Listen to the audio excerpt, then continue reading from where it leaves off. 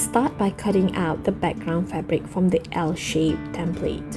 Now I am using a template for a drunkard path, but that will produce a little bit of waste, so if you are cutting from the template that I've given, that should save you some fabrics. And then cut some warm pieces of fabric for the pie shape.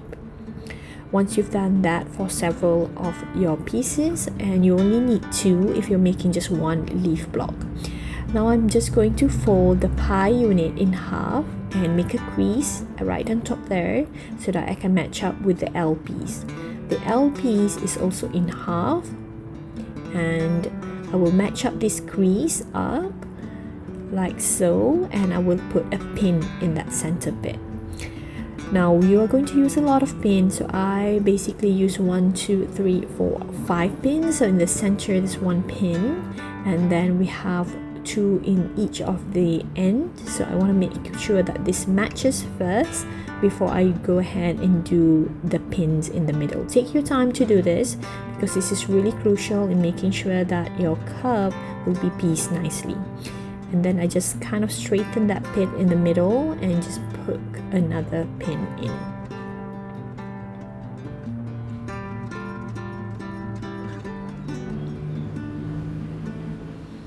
As you can see, I am lining up the edges with the edges of the curve as well. So you have a flat edge at the end, and then you put a pin in.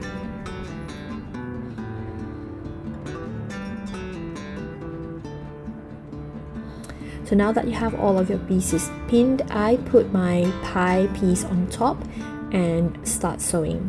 So you may try either way. You can put the L piece on top and then try and sew it. Either way it can work, but you do have to go slowly. So as you can see, I'm doing it really slowly, trying to maintain that 1/4 inch, and I'm using this diagonal seam tape to just make sure that I am taking that 1/4 inch right there, and I'm taking off the pins. Now you can pin, just now I was pinning it across on the vertical side. It's better for you to pin so that it is perpendicular to the needle as it goes. So continue on and shift, pick up the foot if you need to, and should be able to get your curved piece like this. So now it's time to press. Just check if there is any places where there's some puckering. You may need to release some of the puckerings or unstitch a little bit. That's what I had to go through in some of my pieces. And go ahead and press the seam flat. So when I press this, I press towards the seams are all towards the L shape. So we have a flat pie piece on the back. So take your time to do this as well. I do think that taking the time will produce a better pieces for these curved units.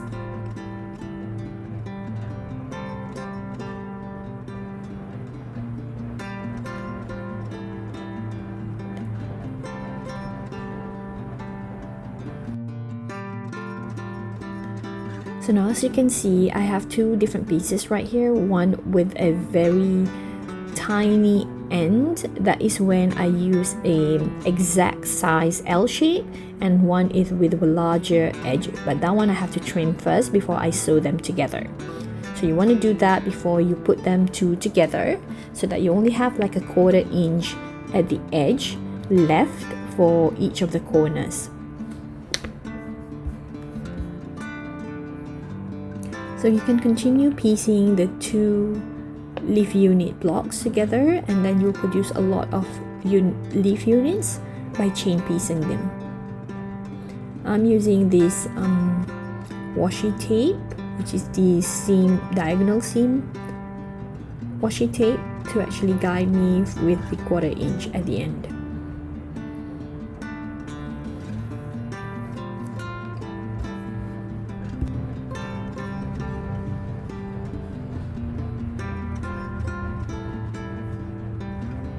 So once you're done, you want to press the middle seam open, and there you go, your first leaf block